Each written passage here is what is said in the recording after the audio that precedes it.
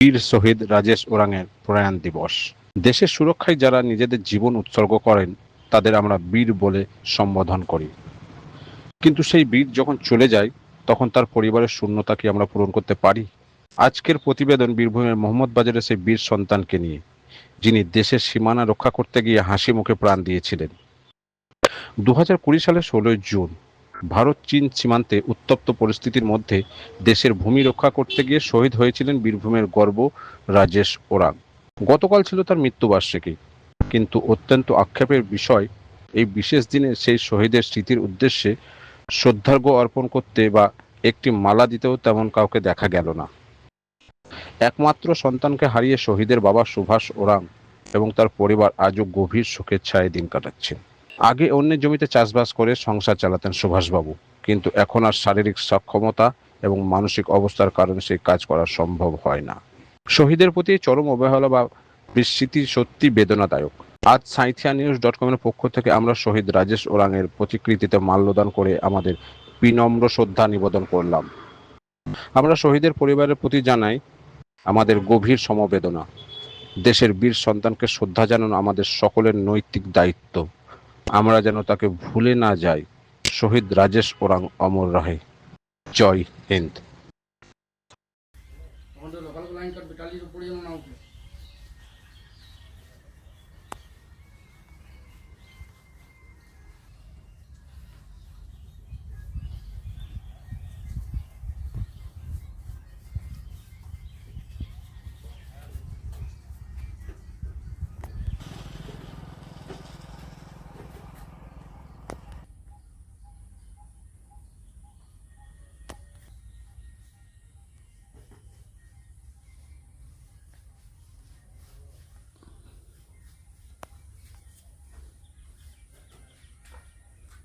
আমাদের বীর শহীদের রাজেশ ওরাংয়ের বাবা, আপনার নাম?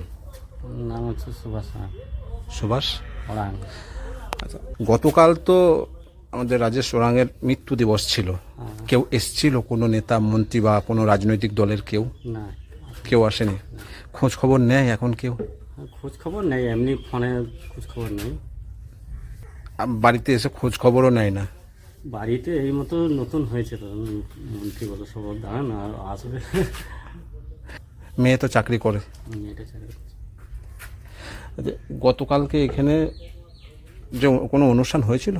না, এমনি পালন করা মানে ওই মালা দেওয়া, মিষ্টি ইয়ে করা, ওইটাই। সেটা পরিবার থেকেই করা হয়েছিল? পরিবার থেকে, বাইরে থেকে কেউ আসেনি? কতটা কষ্ট হয় যে একদিন সবাই আসতো, এখন সবাই তারা অনেকেই ভুলে গেছে, কতটা কষ্ট হয়? কষ্ট তো হবেই, ধরুন কষ্ট কি না হওয়া হবে। আপনার তো একটাই ছেলে ছিল নাকি? একটাই ছিল। আপনি কোনো না না, চাষবাসই করেন? চাষবাসও করে ছেড়ে দিয়েছে চাষবাস। পরের জমি করতাম, লোকে আমার জমি নেই বেশি, চাষ করতাম, পরের জমি নিয়ে। ওই মেয়ের চাকরির উপরে ভরসা এখন? সব এখন মেয়ের চাকরির উপরে ভরসা, আর ওর মাটা পেনশনটা পাই।